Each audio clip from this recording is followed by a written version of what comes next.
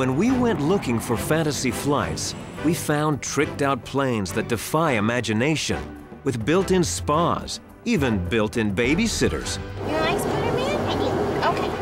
But one thing that was much harder to find was where they land, and for good reason. Most people aren't familiar with a lot of the airports that these private jets have access to. But we found one of these secretive landing strips here in southern Florida, and you'll be surprised at why it was built.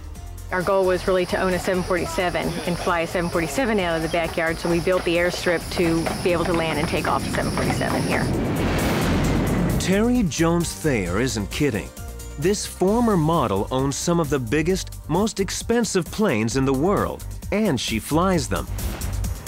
But Terry didn't want to fly solo, so she built the world's longest runway. It cost $6 million. Then she and her husband turned this former Vanderbilt estate into a private clubhouse. And now, one weekend every month, this happens.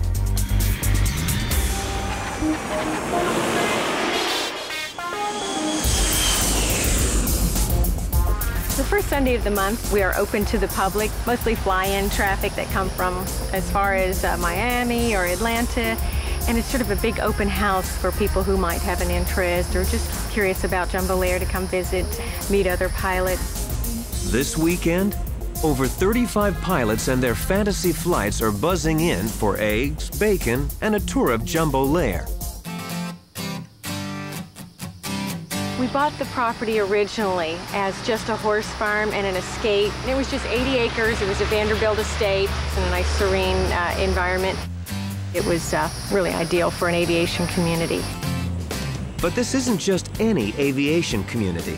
This one's for millionaires and their fantasy flights. Now there's the clubhouse.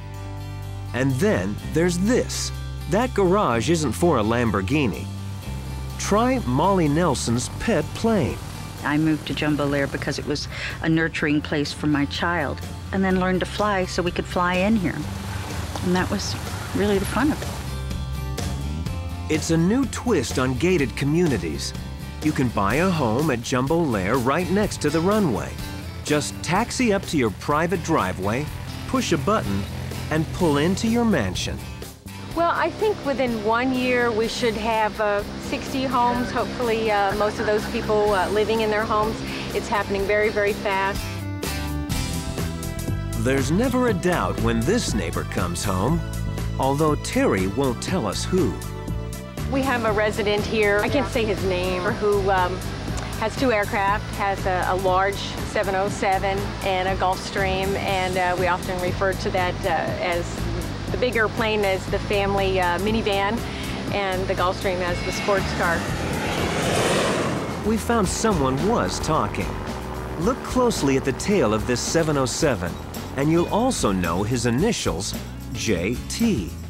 Yes, in fact, you know, I know John Travolta is going to be our closest neighbor. I respect John's privacy, you know, but at the same time, looking forward to meeting him someday. It could happen. John and Rich having a neighborly chat about jet fuel and flight plans. A fly-in resort, mansions on the runway.